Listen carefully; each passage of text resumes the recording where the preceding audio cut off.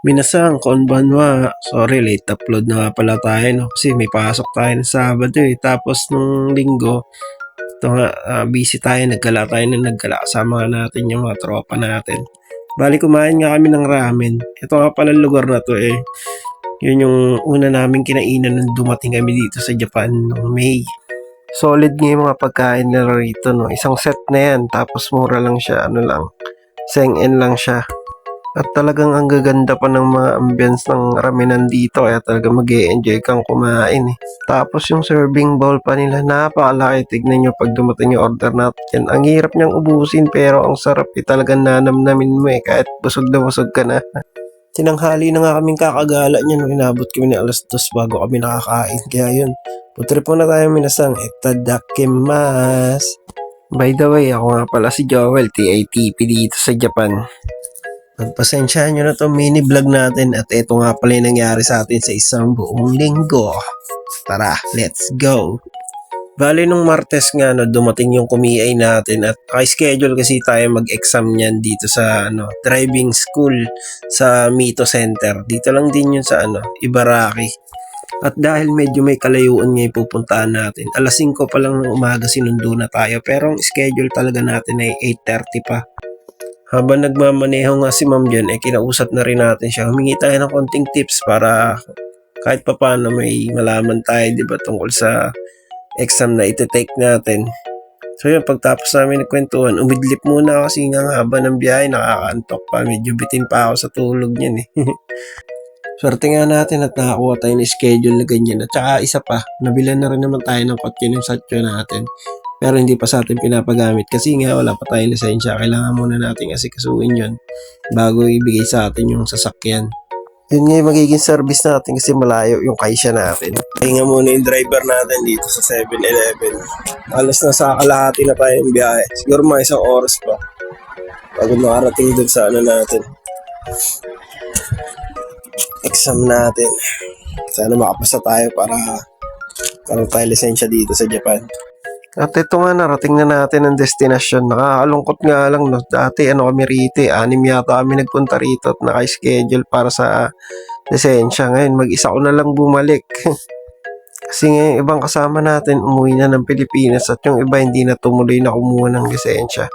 Bale, ito nga tapos na yung proseso dyan. At kumastos din tayo dyan ng Sanseng-en siguro yun. Kaya lang nung araw na yun, na-resched lang tayo. Bali, ang nangyari lang kasi, in-interview lang tayo kasi may kulang pa tayong papel. At yun nga yung JAP o Japan Automobile Federation. Kailangan yun para siyang certificate. Inaasikaso nga yun through online, no? Kukuha ka nga ng lisensya dito sa Japan. Ito yung mga handling fees. Kung scooter o small vehicle lang siya, 1,600 yen. Kung standard vehicle naman, nasa 2,500 yen. Kagaya nga ng binayaran natin.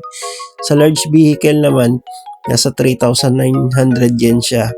Tungkol naman dun sa written exam, wag po kayo mag-alala kasi nga iba't ibang lingwa ay meron dito. English, Arabic, Indonesian, Ukrainian, Spanish, Thai, Tagalog, Chinese or Nepali, pati Vietnamese, basta marami. Pero kung Pinoy na kagaya natin, wag mo nang piliin yung Tagalog siguro kasi baka masyadong malalim yung Tagalog at lalo ka mahirapan sa exam.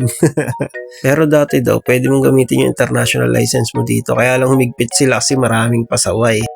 So tayo guys, lamig ngayon. Oh my! Palamig kami, wala pa winter na to. Ano pa lang na to? Dito, autumn pa lang. Sobrang ginaw na. Kaya chugero ya. Omae. Automatic design, design ka? Baka na yun. Pero maaraw naman dyan sa labas na to. Ikot natin yung kanan. Hindi pala may ikot. Maaraw kaya lang malamig yan. 18 degrees Celsius. Ano guys, pasok muna kami. Gambate. Let's get them in a song. So, fast forward nga guys. Eto, at papasok na naman kami sa trabaho. Pumili nga ng tubig tong kasama na natin. Magastos yan eh. May libre naman tubig doon sa supermarket. Lagi siya namimili niyan. May pagkamaarte din talaga itong mga Vietnamese na to eh. Pero purified din naman yung tubig doon sa supermarket na kinukuha namin. Libre lang yun. Yan, may bayad yan. 100 yen din yan. Sayang din yun, di ba? Kung lagi kang bumibili. gastos din sa bulsa yan. Pero trip niya, wala tayong magagawa.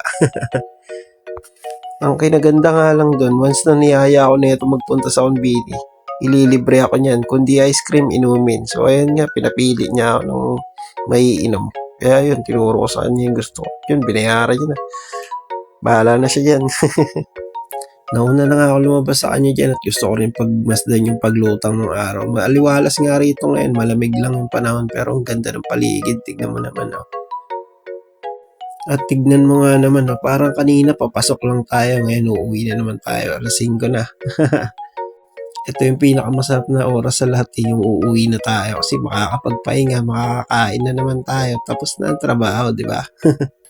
Masaya nga lang talaga kami tignan pag magkasama kami na itong Vietnamese na tropa, no? Pero maghapong bad trip kami dyan yan sa nakasakay dyan sa Yunbo na yan. Napakabait naman kasi talaga niyan. Araw-araw nagmumura. Kaya yung mga reaction niya, kuhang-kuha na namin pag nagagalit siya. Bali ginagaya na nga rin namin eh. At pagka-uwi nga natin ng bahay, tumawag sa atin yung translator na nakasama natin dun sa Mito Center.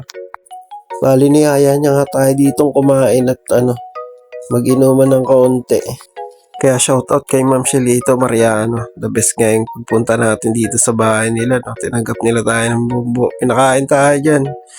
Binigyan pa nga tayo ng pizza pagka-uwi natin tsaka bigas. Napakabait nga yan. Bali yung mga kasama natin dyan, mga electrician nga po sila. No?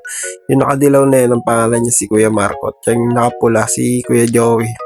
Medyo matatanda nga sa akin yan, pero mabait din sila. Yan si Marco, matagal na rito sa Japan yan, pabalik-balik na siya rito. At ito nga nasa bandang kaliwa natin, purong Hapon po talaga yan. Anak siya ni Ma'am Mariano. At nakakatuwa nga lang, marunong din siya magtagalog kaya nakipagkwentuhan tayo sa kanya. Maya-maya nga ito, tagkayayaan na kami magkaraoke dito. Tuwa nga ako at nakapagkaraoke tayo kasi sa apato natin bawal to. Maraming magagalit na kapitbahay. Nagkataon naman na magagaling pala kumanta tong mga kasama ko with matching sayaw pa. Napasabay tuloy tayo sa kakulitan nila. Kaya thank you sa inyo lahat. Sana makabalik ulit ako dito at makapag-jamming ulit tayo na makabawi-bawi naman ako sa inyo. Hey, Jack. Hey. Ano ba? Dozo. Jeep ito. What the hell, man? Punta muna kami ng second hand street shop. Magano lang kami. Titingin na kami din ng mabibili nila. Sila bibili. Ako hindi. Happy check, Dozo. Check. Hey, Atarashi Sembu, ah. Hey. Hey.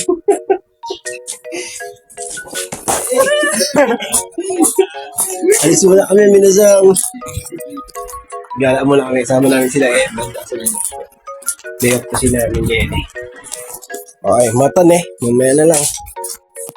Bali, ito nga, kinabukasan na. Linggo na neto at naggala-gala kami. Hindi ko na na-videoan yung second street. Medyo na-dismaya kasi kami din. Ang unti ng mga tinda, tas di pa ganong magaganda.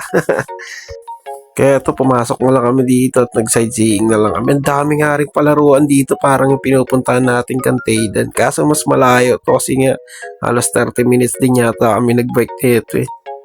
Pero napakarami mga paglilibangan dito.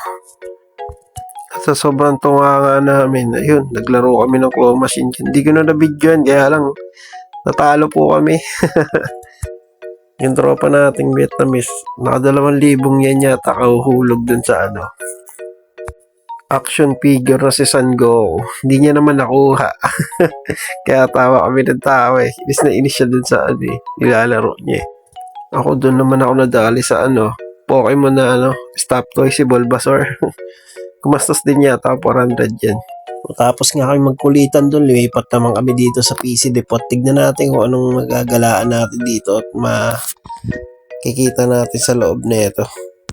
Yung lugar na to malayo sa apartment natin at nalaman lang natin itong mga to dahil kay Evan. No? Magala nga to si Evan, ang dami niyang alam na lugar eh. Lalo na nga kapag day off natin, nag-iisip na agad tayo niya na mapupunta ng magagalaan natin. Kaya nakaka-enjoy din ng buhay dito sa Japan, hindi lang puro hirap. Basta matuto ka lang libangin yung sarili mo rito kahit nakaka-stress yung trabaho. Kasi kung didibdibid mo, naku po, wala rin naman talagang mangyayari.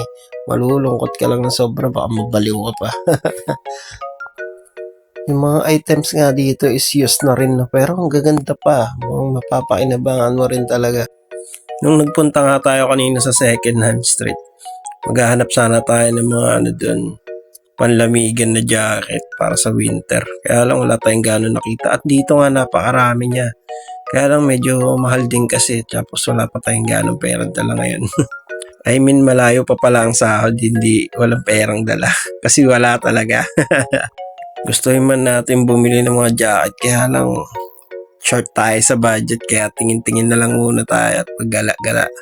At dito nga nakakita tayo ng mga instrument, no? Kung tumutugtog ka talaga, makapabili ka rito ng mga gamit. Kompleto sila dyan, may gitara, may piano, may violin.